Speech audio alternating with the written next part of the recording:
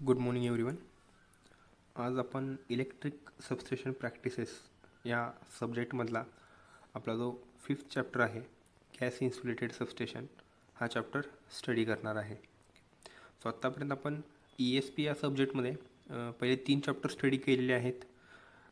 चौथा चॅप्टर जो आहे आपला 132 kV सबस्टेशन हा चॅप्टर आपण सगळ्यात लास्ट स्टडी करणार आहे.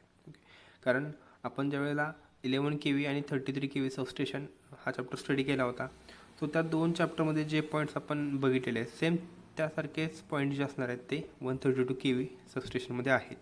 त्यामुळे तो जो चॅप्टर आहे 132 kV सबस्टेशनचा तो आपण सगळ्यात लास्ट बघणार आहे. आजच्या लेक्चरला आपण गॅस इन्सुलेटेड सबस्टेशन हा आपला जो करिक्युलमनुसार 5वा चॅप्टर आहे तो चॅप्टर स्टडी करणार आहे. सो ॲज पर करिक्युलम या चॅप्टरला जे वेटेज अलाव केलेलं आहे MSBTनं ते असणार आहे 12 मार्क्स. म्हणजे एक्झाममध्ये 12 मार्क्सचे जे क्वेश्चन असणार आहेत ते या चॅप्टरवरती विचारले जाणार आहेत. ओके, सो आज हे आपलं गॅस इन्सुलेटेड सबस्टेशनचा फर्स्ट लेक्चर असेल. सो सुरुवात करताना आपण इंट्रोडक्शनपासून करणार आहे. कारण आत्तापर्यंतच्या चॅप्टरमध्ये आपण सबस्टेशन म्हणजे काय, सबस्टेशन कोणकोणत्या टाईप्स असतात, सबस्टेशनचं फंक्शन काय असतं, ह्यासारखे जे पॉईंट्स आहेत हे पॉईंट्स आपण कवर केलेले आहेत. आजच्या चॅप्टरमध्ये आपण गॅस इन्सुलेटेड सबस्टेशन म्हणजे काय ते आपण बघणार आहे. इथे एक इमेज मी खाली ॲड केलेलं आहे ज्याच्यावरून तुम्हाला आयडिया येईल की गॅस इन्सुलेटेड सबस्टेशन म्हणजे काय असणार आहे ते. ओके, सो सुरुवातीला आपण इंट्रोडक्शन बघूया या चॅप्टरचं. फर्स्ट पॉईंट आपण बघणार इंट्रोडक्शन.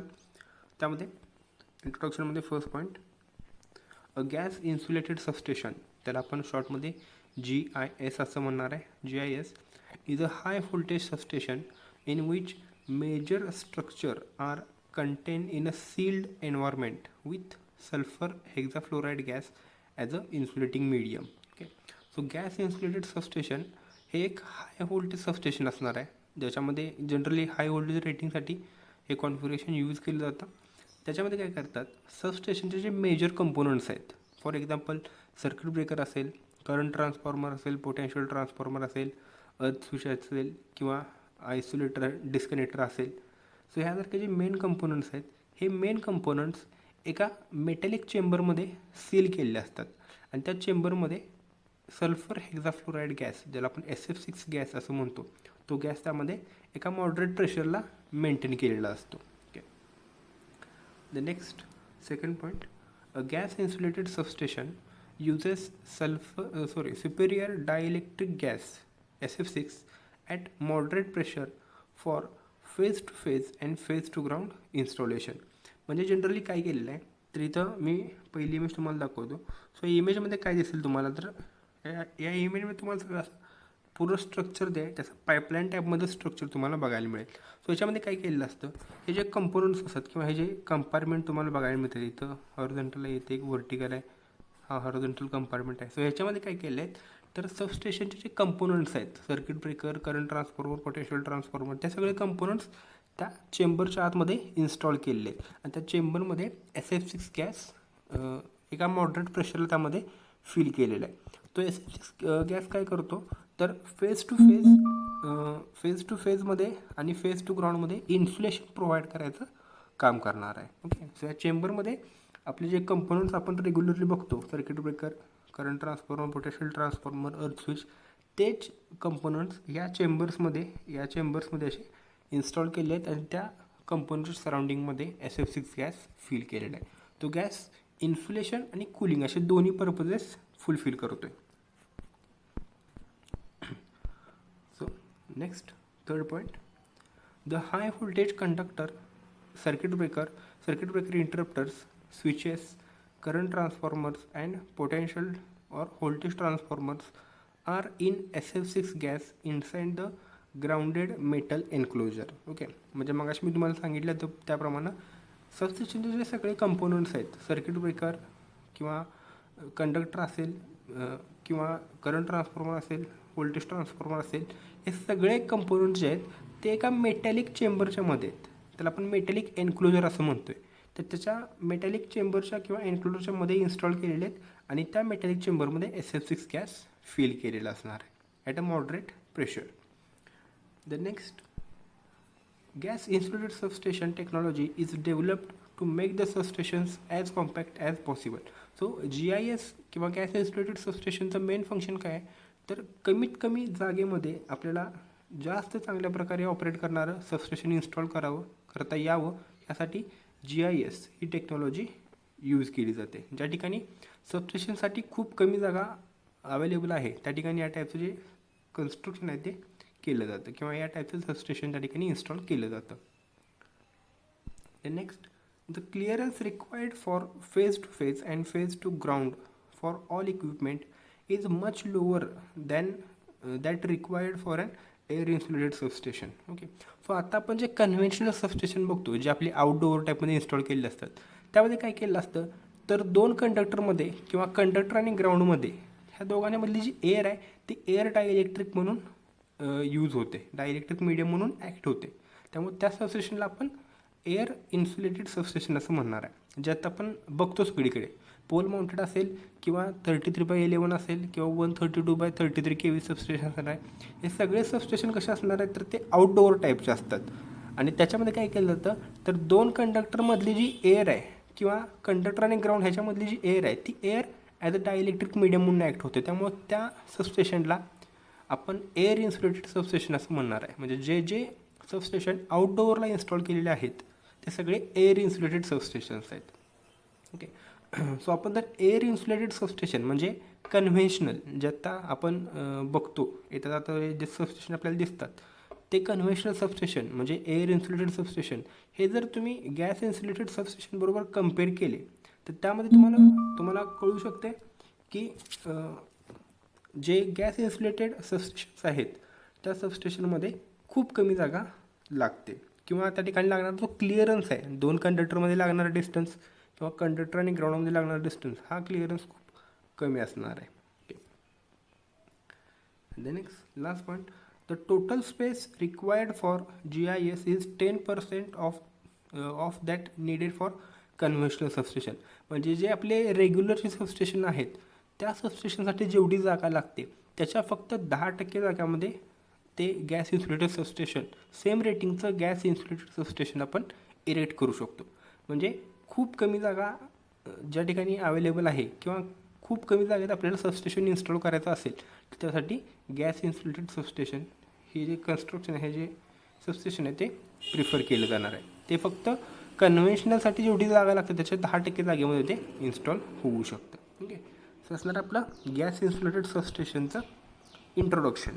ओके, सो इथे तुम्हाला इमेज आहे ती इमेज तुम्हाला आणखी एकदा एक्सप्लेन करतो. सो याच्यामध्ये तुम्ही बघू शकताय मला सांगितलं की या ठिकाणी मेटॅलिक चेंबर्स आहेत किंवा मेटॅलिक एन्क्लोजर्स आहेत ते इथे तुम्हाला बघायला मिळतील. या ठिकाणी एक एन्क्लोजर आहे, या ठिकाणी एक एन्क्लोजर आहे, हा एक मोठा एन्क्लोजर असणार आहे इकडचा असा, हा एक व्हर्टिकली एन्क्लोजर आहे, इथं एक एन्क्लोजर आहे. सो हे जे एन्क्लोजर्स आहेत हे एन्क्लोजर्स एकमेकांना कपल केलेले आहेत आणि त्या एन्क्लोजर्समध्ये कंपोनंट्स इन्स्टॉल केले आहेत. फॉर एक्झाम्पल इथं सर्किट ब्रेकर असेल, इथं आयसोलेटर असेल, डिस्कनेक्टर असणार आहे, या ठिकाणी पोटेन्शियल ट्रान्सफॉर्मर असेल. सो अशा टाईपचे कंपोनंट्स असणार आहेत ते कंपोनंट्स या ठिकाणी इन्स्टॉल केलेले असतात. आणि ह्या पूर्ण स्ट्रक्चरमध्ये किंवा पूर्ण चेंबरमध्ये SF6 गॅस फिल केलेला असतो. तो SF6 गॅस काय करतो तर ज्यातले कंपोनंट्स जे आहेत त्या कंपोनंट्सचं कूलिंग आणि इन्सुलेशन असे दोन्ही पर्पजेस फुलफिल करणार आहे. ओके, सो असणार आहे आपला फर्स्ट पॉईंट इंट्रोडक्शन किंवा इंट्रोडक्टरी पॉईंट. त्यानंतर आपल्या चॅप्टरमधला फर्स्ट पॉईंट असणार आहे need of gas insulated substation. आता हे गॅस इन्सुलेटेड सबस्टेशन कशासाठी लागणार आहे त्याची नीड काय आहे ते आपल्याला बघायचं आहे. ओके, सो त्यामध्ये following are the need of gas insulated substation or GIS. त्याची गरज काय आहे तर first non availability of sufficient space. म्हणजे ज्या ठिकाणी सबस्टेशन इन्स्टॉल करण्यासाठी पुरेशी जागा अवेलेबल नाही आहे किंवा खूप कमी जागा अवेलेबल आहे त्या ठिकाणी तुम्ही गॅस इन्सुलेटेड सबस्टेशन इन्स्टॉल करू शकता कारण ते खूप कमी जागेमध्ये इरेक्ट होऊ शकतं. The next second difficult climate and seismic condition at site.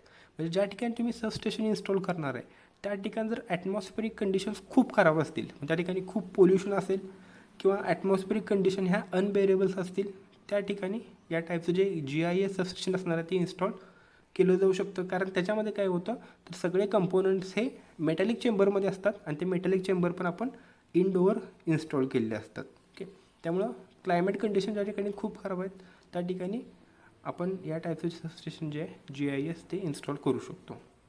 तर नेक्स्ट थर्ड असेल अर्बन साईट, हाय रायझिंग बिल्डिंग्स, म्हणजे ज्या ठिकाणी जागा खूप कमी आहे किंवा बिल्डिंग एरिया जो असणार आहे तो खूप कमी असणार आहे, सबस्टेशन बिल्डिंग एरिया जो कमी असणार तो खूप कमी असेल त्या ठिकाणी या टाईपचे सबस्टेशन इन्स्टॉल केले जाऊ शकतात अर्बन एरियाजमध्ये, म्हणजे शहरी भागामध्ये ज्या ठिकाणी जागा कमी आहे. Okay.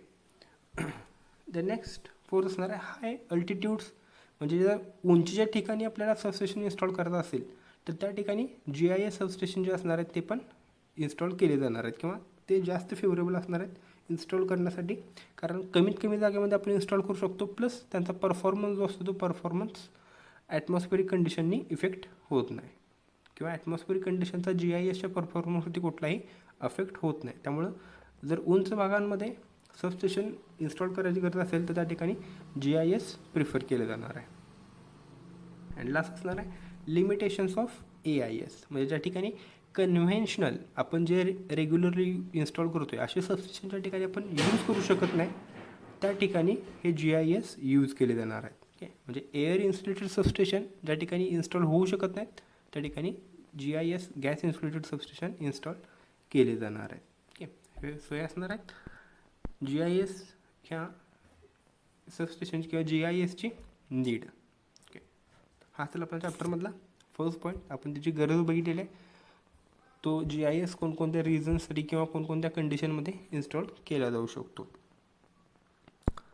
The next चॅप्टरचा second point असेल तो म्हणजे गॅस इन्सुलेटेड सबस्टेशनमध्ये यूज केले जाणारे इसेन्शियल पार्ट्स कोणकोणते असणार आहेत ते. ओके, सो GISमध्ये सेकंड पार्ट जो आपण बघणार आहे तो आपण गॅस इन्सुलेटेड सबस्टेशनमधले जे पार्ट्स आहेत ते पार्ट्स आपण बघणार आहे. ओके, सो या स्लाईडमध्ये मी फक्त पार्ट्सची नावं जे आहेत ती नावं या ठिकाणी मेन्शन केलेले आहेत. हे पार्ट्स जे आहेत ते आपण सगळे पार्ट्स डिटेलमध्ये स्टडी करणारच आहे. ओके, सो GISमध्ये कोणकोणते पार्ट्स असणार आहेत त्यामध्ये फर्स्ट असेल बस बार, जे आपल्याला कन्व्हेन्शनल सबस्टेशनमध्ये पण बघायला मिळतो. देन असणार आहे सर्किट ब्रेकर असेल. नेक्स्ट असेल डिस्कनेक्टर, आता या ठिकाणी आपण आयसोलेटरच्या ऐवजी डिस्कनेक्टर असं म्हणणार आहे. देन नेक्स्ट असेल अर्थ स्विच, त्यानंतर पुढचं असेल current transformer, voltage transformer, feeder disconnector, feeder अर्थ स्विच असेल.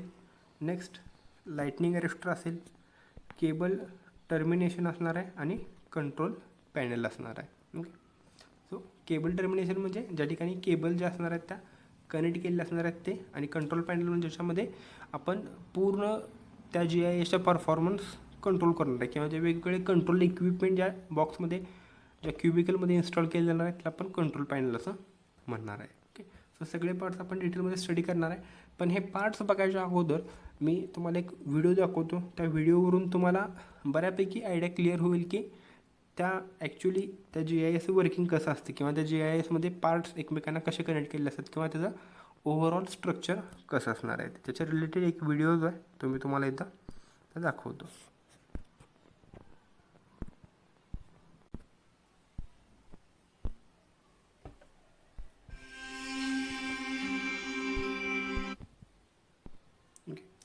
तुम्ही याच्यामध्ये बघू शकता इथं कोणकोणते कंपोनंट्स असणार आहेत ते इथे इंडिकेट केलेले आहेत, ते तुम्ही चेक करा. इथं नावं येत आहेत त्याचे, त्याप्रमाणे तुम्ही चेक करू शकता. तो पहिला असेल सर्किट ब्रेकर, तो इन्स्टॉल केलेला कुठं असणार आहे तो दाखवलेला आहे.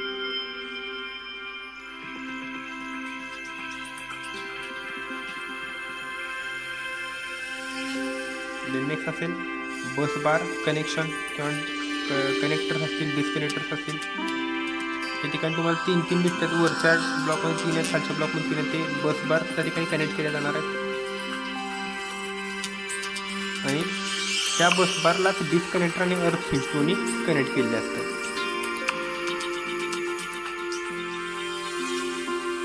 ओके, इथे पुढे दाखवलेला हा असणार आहे करंट ट्रान्सफॉर्मर, ब्लू कलरमध्ये दाखवलेलं इथं.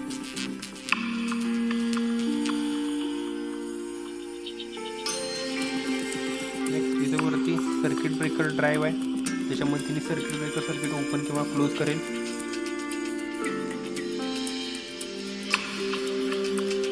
केबल इंटरफेस असणार आहे, म्हणजे ज्या ठिकाणी ॲक्च्युअल केबल जे असणार आहेत त्या कनेक्ट केल्या जाणार आहेत.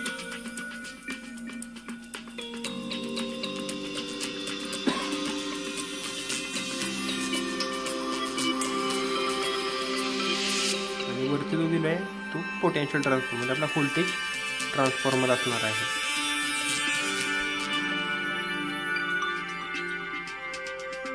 ठीक आहे. असे सगळे कंपोनंट्स एकमेकांना कनेक्ट केले जाणार आहे.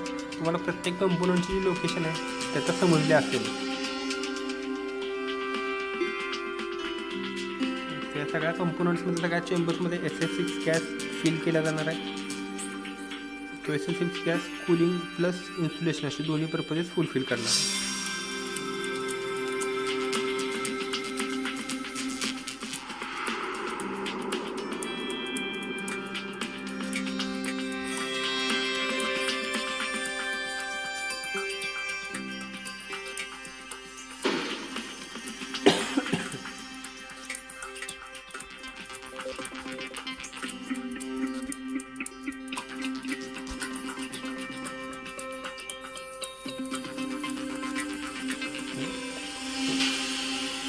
लोकल कंट्रोल क्युबिकल असणार, म्हणजे त्याला आपण कंट्रोल पॅनल म्हणणार आहे. ते दाखवलेल्या वरती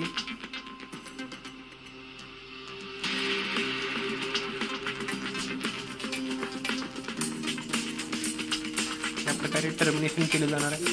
केबल जे असणार आहे ते कनेक्ट केले जाणार आहे.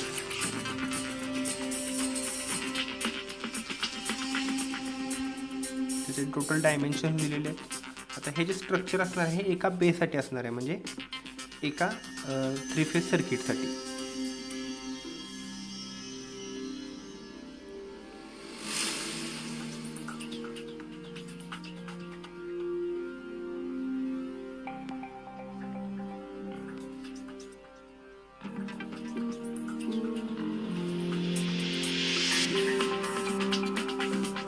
अशा प्रकारे एकापेक्षा जास्त जे क्युबिकल्स असणार आहेत ते एकमेकांना कनेक्ट करून आपल्याला जेवढी रिक्वायर्ड कॅपॅसिटी असणार आहे सबस्टेशनची तेवढी कॅपॅसिटी मेंटेन केली जाणार आहे.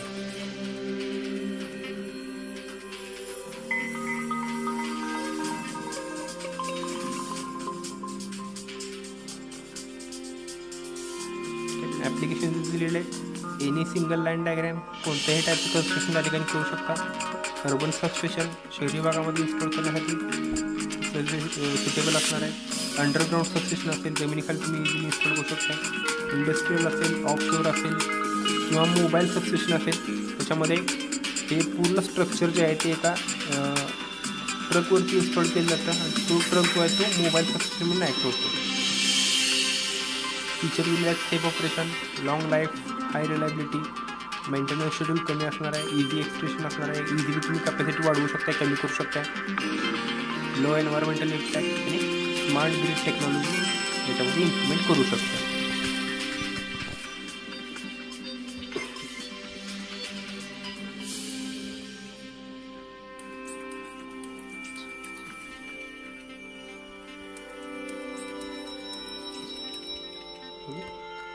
असणार आहे टोटल स्ट्रक्चर त्याचं.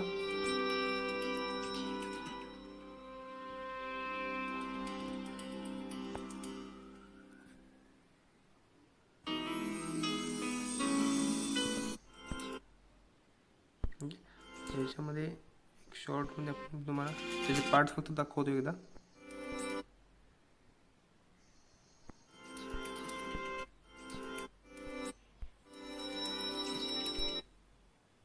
त्याचे पार्ट्स कोणकोणते असणार आहेत ते आपण एकदा रिवाईज करूया. एक मिनिट.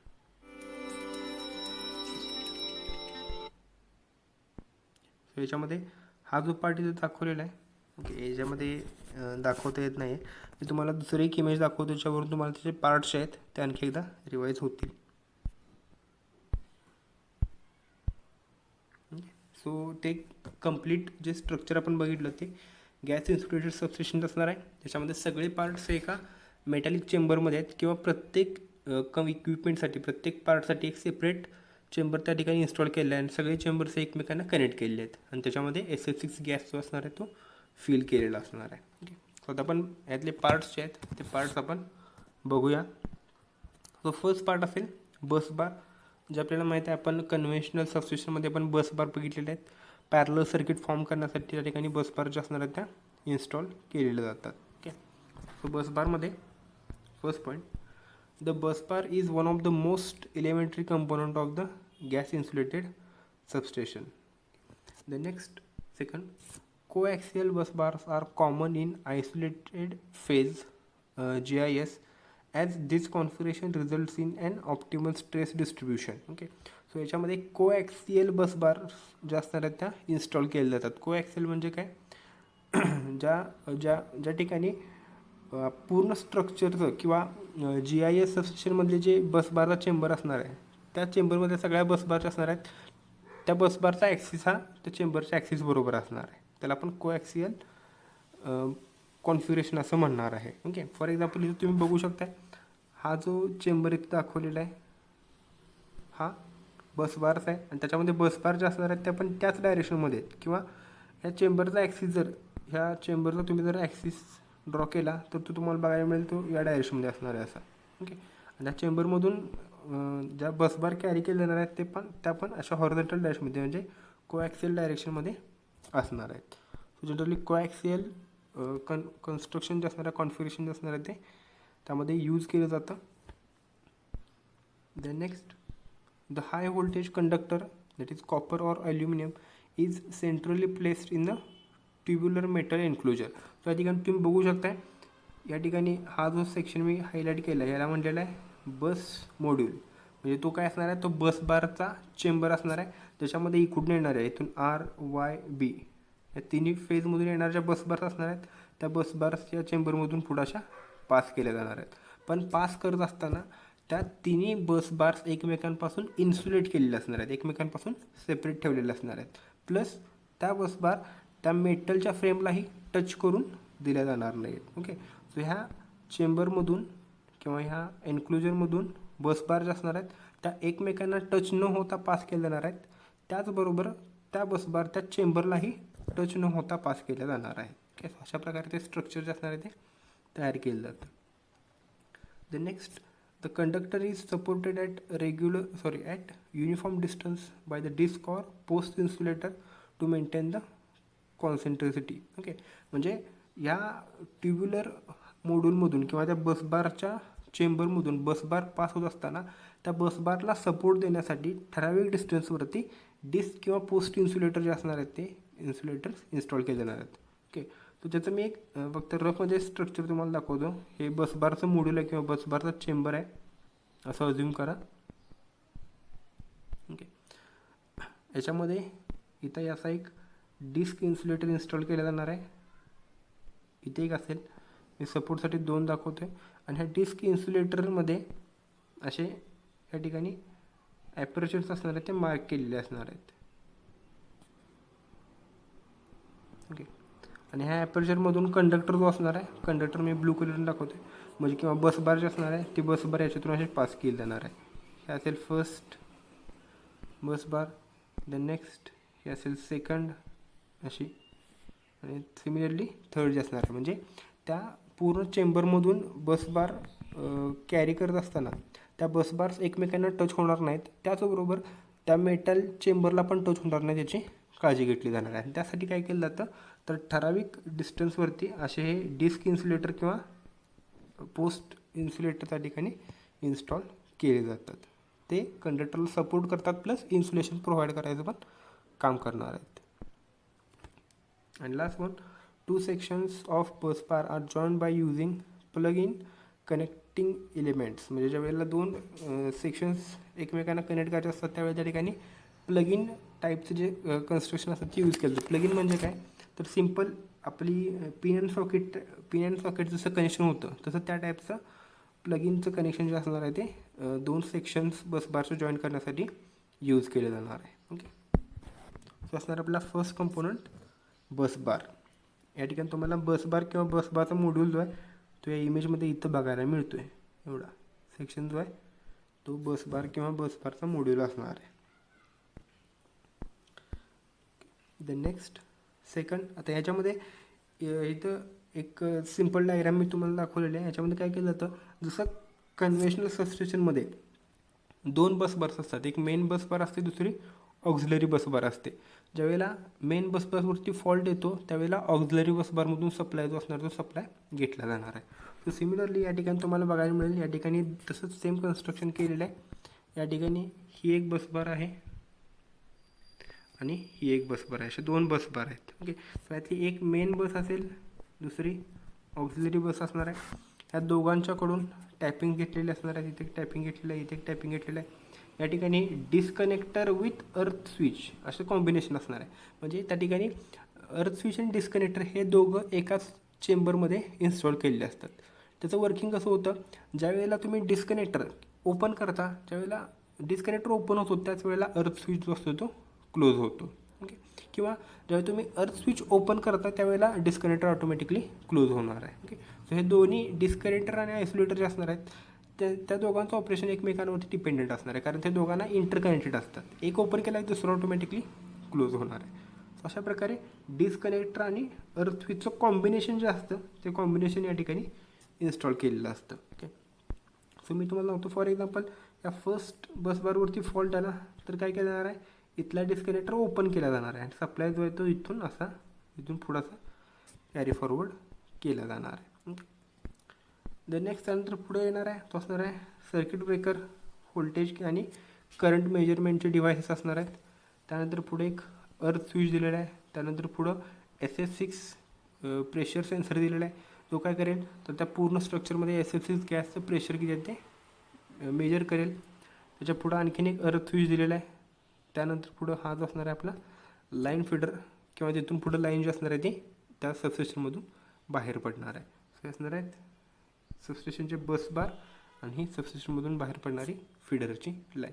सो अशा प्रकारे ते जे कंपोनंट्स असतात ते कंपोनंट्स अरेंज केलेले असतात. ते नेक्स्ट सेकंड कंपोनंट असेल सर्किट ब्रेकर. त्याच्यामध्ये सर्किट ब्रेकरचं फंक्शन आपल्याला सगळ्यांना माहीत आहेत, आपण फक्त जे नवीन पॉईंट्स असतील ते फक्त आपण याच्यामध्ये बघणार आहे. First, the circuit breaker is most critical part of gas insulated substation. सगळ्यात इम्पॉर्टंट पार्ट असणार आहे कुठल्याही सबस्टेशनचा. Then second, the circuit breaker in the gas insulated substation किंवा gas insulated system is metal clad and utilises SF6 gas both for insulation and fault interruption. Okay, म्हणजे या GIS सिस्टीममध्ये जो सर्किट ब्रेकर यूज केला जातो तो circuit breaker हा SF6 टाईपचाच असतो. तुम्ही स्विचगेअरमध्ये टाईप्स ऑफ सर्किट ब्रेकर जे असणार आहे ते स्टडी केले आहे. त्याच्यामध्ये SF6 सर्किट ब्रेकर असतो, ज्यामध्ये single puffer type, double puffer type, त्या टाईपचे जे सर्किट ब्रेकर्स आहेत ते तुम्ही बघितलेले आहेत.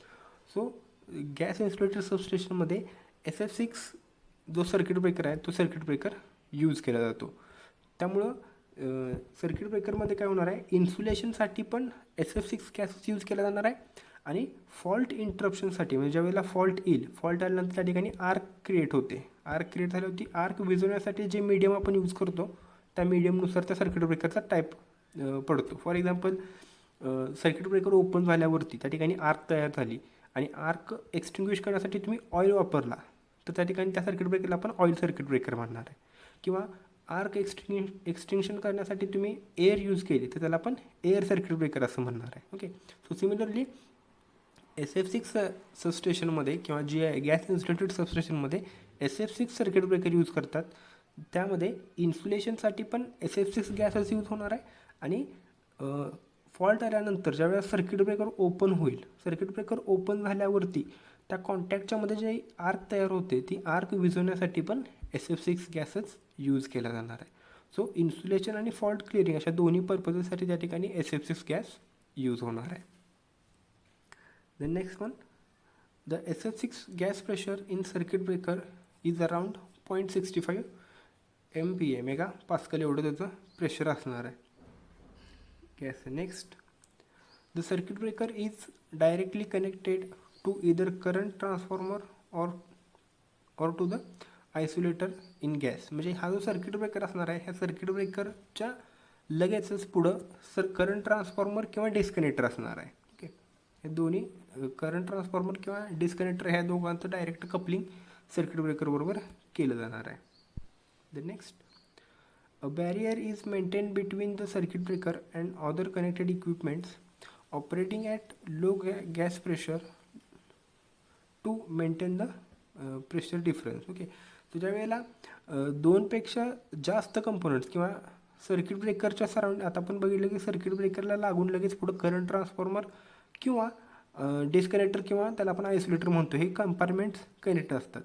सो असंही असू शकतं की सर्किट ब्रेकरचा जो चेंबर आहे त्याचं, त्यामधला जो गॅस आहे त्याचं प्रेशर वेगळं आहे आणि पुढं करंट ट्रान्सफॉर्मर जो कनेक्ट केलेला आहे त्या करंट ट्रान्सफॉर्मरमध्ये जो गॅस आहे त्याचं प्रेशर वेगळं आहे. म्हणजे दोन वेगवेगळ्या गॅस प्रेशरला ऑपरेट होणारे चेंबर्स एकमेकांना जर कनेक्ट करायचे असतील तर त्याच्यामध्ये बॅरियर यूज केलं जातं. ओके, दोन वेगवेगळ्या गॅस प्रेशरला ऑपरेट होणारे चेंबर्स एकमेकांना कनेक्ट करायचे असतील तर त्याच्यामध्ये बॅरियर्स यूज केले जाणार आहेत. Okay, and last one, puffer SF6 circuit breaker are commonly used to accomplish fault current interruption in gas insulated substation system. Okay, मग अशी मी तुम्हाला सांगितलं त्याप्रमाणे सो गॅस इन्सुलेटेड सबस्टेशनमध्ये SF6 सर्किट ब्रेकर यूज करतात. त्याच्यामध्ये single puffer type, double puffer टाईपची जे ॲक्शन असते त्या पफर टाईपच्या ॲक्शनवरती ऑपरेट होणारा तो सर्किट ब्रेकर असणार आहे. सो त्यामध्ये puffer action type SF6 circuit breakers हे जनरली यूज केले जातात.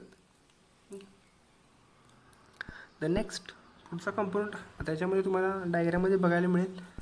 हे पूर्ण स्ट्रक्चर, ह्या पूर्ण स्ट्रक्चरमध्ये हा जो खालचा जो पार्ट दाखवलेला हॉरिझॉन्टल तो म्हणजे सर्किट ब्रेकर असणार आहे. सो अशा प्रकारचं कन्स्ट्रक्शन त्याच्यामध्ये केलं जाणार आहे. हा असणार आहे इनकमिंग कॉन्टॅक्ट, हा इथून आउट गोईंग कनेक्शन जे असणार आहे ते इथून तुम्हाला बघायला मिळतील. आणि या दोन पॉईंटला इथं करंट इंटरप्शनची प्रोसेस जी असते ती करंट इंटरप्शनची प्रोसेस किंवा सर्किट ओपनिंगची प्रोसेस त्या दोन पॉईंटला होते.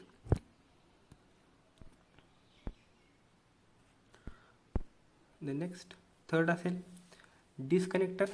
आता डिस्कनेक्टर दोन टाईपचे असणार, एक म्हणजे बस साईडला कनेक्ट केलेला डिस्कनेक्टर आणि दुसरा असणार लाईन साईडला, त्याला आपण फीडरच्या साईडला कनेक्ट केलेला आहे किंवा लाईन जी असणार आहे ती डिस्कनेक्ट करण्यासाठी यूज केलं जाणार आहे, त्याला आपण लाईन डिस्कनेक्टर असं म्हणणार आहे. ओके, त्यामध्ये फर्स्ट पॉईंट डिस्कनेक्टर म्हणजे आयसोलेटर्स आहे.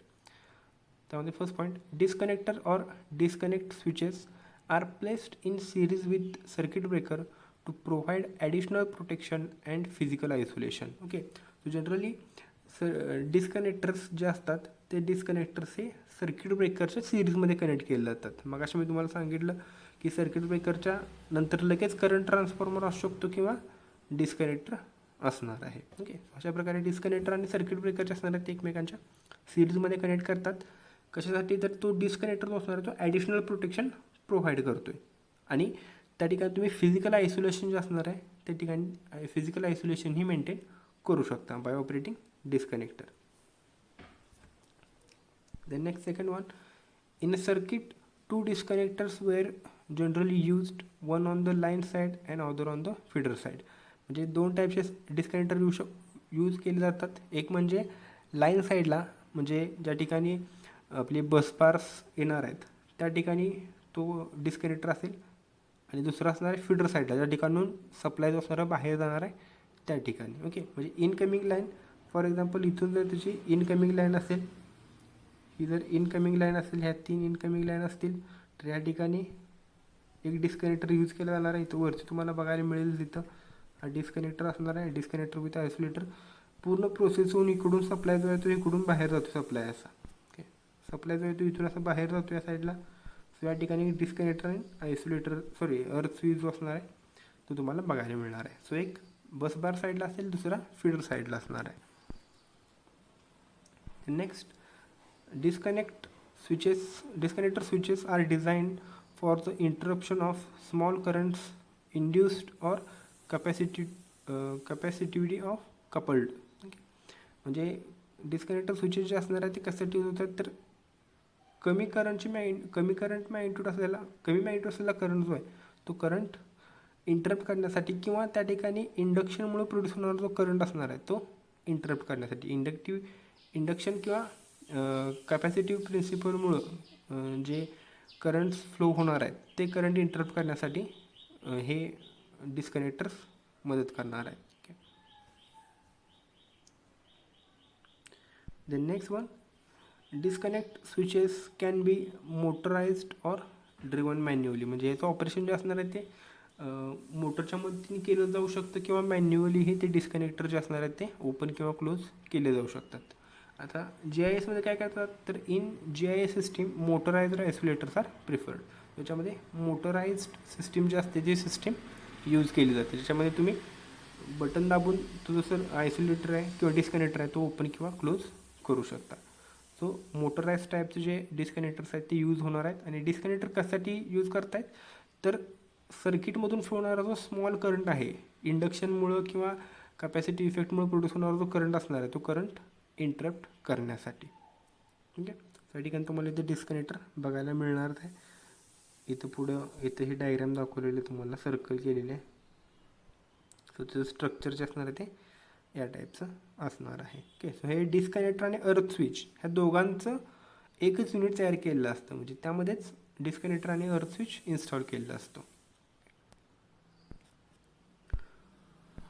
सो असणार आहेत आपले पहिले 3 पॉईंट्स किंवा पहिले 3 पार्ट्स जे गॅस इन्सुलेटेड सबस्टेशनमध्ये यूज केले जातात. पहिला आपण जो बघितला तो होता बसबार, सेकंड आपण बघितलेला आहे सर्किट ब्रेकर, आणि थर्ड आपण बघितलेला आहे डिस्कनेक्टर.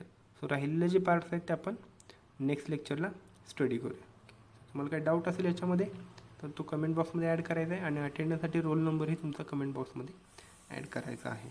Okay, thank you.